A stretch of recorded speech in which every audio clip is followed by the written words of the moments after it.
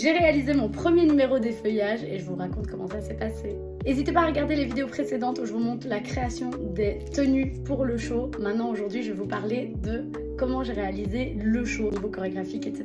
N'hésitez pas à liker et mettre un petit commentaire si vous aimez ce genre de vidéo. Merci beaucoup. Au niveau de la musique du show, je rappelle que la thématique c'était très serpent, très médusa, tout ça. Donc j'ai voulu rester dans cette thématique-là et j'ai ressorti vraiment tous les sons qui m'inspiraient le plus. Le côté serpent sinueux. Donc j'ai pensé à Astérix et Obélix, Mission Cléopâtre pour le côté très royal.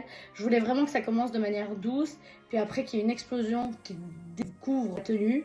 Et puis en plus après que ça vienne de plus en plus vers un truc beaucoup plus hot, beaucoup plus sensuel. Que la chorégraphie soit de plus en plus intense en fait. Du coup le début, j'ai voulu commencer par un truc très royal en mode voici ma tenue. Pour ce moment-là, j'ai pensé à la musique de Astérix et Obélix, Mission Cléopâtre, où il y a Cléopâtre qui arrive, qui a ce côté très royal, très imposant que j'aime beaucoup.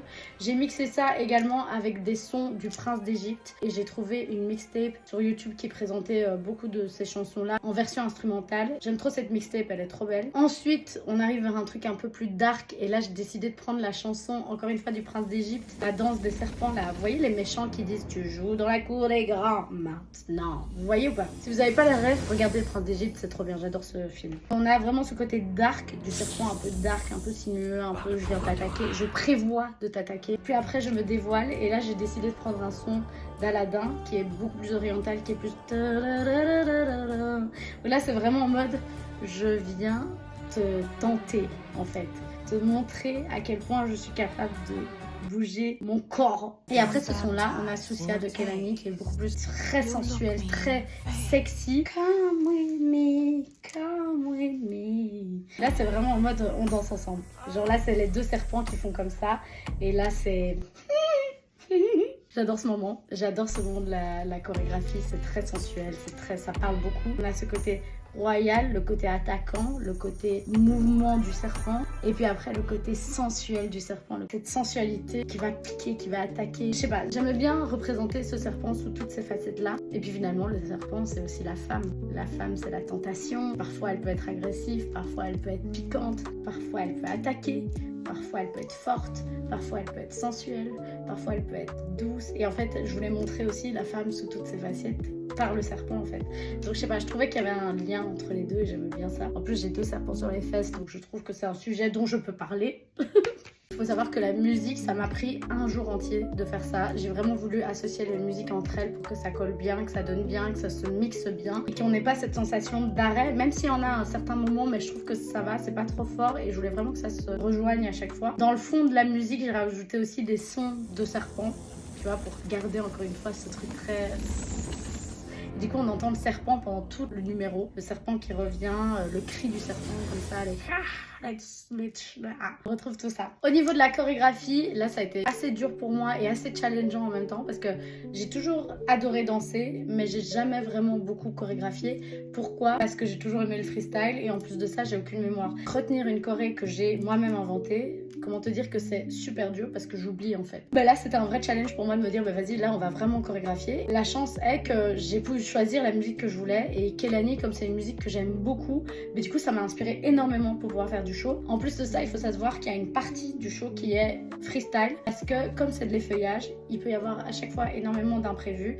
Merci à Caprice pour les conseils, une danseuse effeuilleuse qui fait un travail incroyable. Je vous conseille d'aller la suivre également. Et Caprice, elle m'a conseillé justement de mélanger entre le freestyle et la chorégraphie pour justement pouvoir un peu s'adapter si jamais il y a une tenue qui ne s'ouvre pas comme il faut, un corset qui ne s'ouvre pas comme il faut pendant le show parce que c'est toujours comme ça quand tu es stressé. Il t'arrive toujours des bricoles que tu n'attendais pas et du coup il faut vraiment prévoir en avance que faire si ça arrive en fait. Et puis aussi ce qui a été dur c'était de chorégraphier une chorégraphie dans un petit 31 mètres carrés. Ça a été assez chaud mais vas-y on s'en est sorti. J'ai essayé de faire au mieux. Le jour du spectacle j'ai remarqué que la scène était beaucoup plus longue et ça aussi on m'avait prévenu, chaque scène sera différente donc il faudra vraiment que tu adaptes ton numéro chaque fois en fonction et du coup accepter que l'imprévu soit là et qu'il faille s'adapter à chaque fois. Justement Caprice j'avais vu la dernière fois elle a performé dans un restaurant entre les tables. Ma gueule, j'ai vu ça, j'ai fait putain mais j'aurais fait mon numéro là, ça aurait été la galère. Voilà, c'est le jeu, tu t'adaptes en fait. Le but c'est de transférer une émotion, de transférer une histoire et on s'en fout de ta chorégraphie en fait. Il faut que ta chorégraphie soit propre effectivement et qu'elle donne envie de regarder. Il faut vraiment que le but principal c'est que ce soit ton énergie, ton émotion, ce que tu veux transposer qui ressorte en fait. Et pas forcément le côté technique. Le côté technique il doit même pas se voir en fait. Tout est calculé mais pas trop calculé, mais en même temps on s'adapte, on voit et on analyse la situation. C'est tout un travail. Franchement les Tréfeuilleux c'est chaud hein. Bravo les girls et les guys évidemment. Donc ça c'est pour la chorégraphie. La chorégraphie évidemment on a le côté royal au début. Je porte un drap, bam je l'enlève et du coup là vraiment t'as le côté aussi très royal de nouveau qui dévoile la tenue. Ensuite petit à petit je me déshabille de manière très royale, très doux, très peace. Et puis après petit à petit ça devient plus dans les fesses.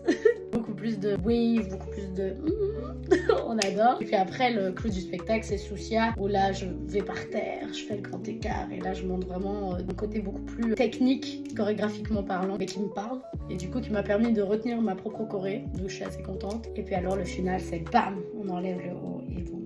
Voilà, bref, ça, il faudra venir voir. Hein. Je vais d'ailleurs performer le 5 avril Chéri Chéri. Je compte sur vous pour venir voir ce spectacle en live. Hein. Et si d'ailleurs vous gérez des salles de spectacle ou quoi et vous cherchez quelqu'un pour faire un numéro, n'hésitez pas à m'appeler, je suis là.